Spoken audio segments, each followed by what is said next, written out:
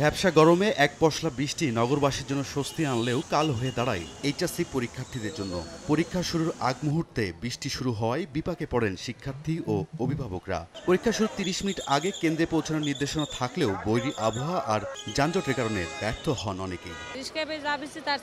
ফলের সামনে দাঁড়াই রয়েছে, তার চেয়ে তো অনেক বেশি বৃষ্টি গেছে।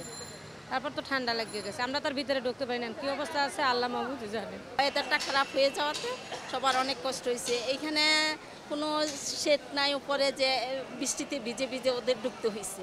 তবে পরীক্ষায় অংশ নেওয়া শিক্ষার্থীদের সহায়তা দিতে কাজ করে ঢাকা মেট্রোপলিটন পুলিশের কুইক রেসপন্স টিম। তারা যেন নির্ধারিত সময়ের মধ্যে নির্বিঘ্নে পৌঁছাতে পারে সেজন্য সড়কে যানজট নিয়ন্ত্রণ করা সহ নিজ নিজ কেন্দ্রে শিক্ষার্থীদের প্রবেশে সহায়তা করে তেজগাঁও থানা সাপোর্ট টিম। শিক্ষার্থীদের প্রয়োজনীয় জিনিসপত্র, মোবাইল ফোন নিরাপদে রাখা সহ কেন্দ্রে আসন খুঁজে দেওয়া থেকে শুরু করে বৃষ্টি ও যানজটে আটকা থাকা শিক্ষার্থীদের মোটরসাইকেলে কেন্দ্রে পৌঁছে দেন পুলিশ সদস্যরা।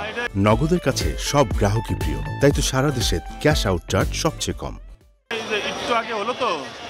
শিক্ষার্থী বা অভিভাবক যে কোনো সমস্যার সম্মুখীন হলে তেজগাঁও থানা সাপোর্ট টিম সহায়তা দিতে প্রস্তুত বলেও জানায় পুলিশ। তাই আমাদের স্পেশাল মোটরসাইকেল টিম আছে, এই মোটরসাইকেলে আসতে পারবে। যেহেতু বৃষ্টি হচ্ছে, গাড়িতে আসতে পারবে।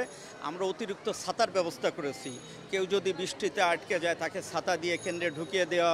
এইচএসসি পরীক্ষার শেষ দিন পর্যন্ত পুলিশের কুইক রেসপন্স টিম ও সাপোর্ট টিম কাজ করবে। রায়দুল ইসলাম শুভ, সময় সংবাদ, ঢাকা।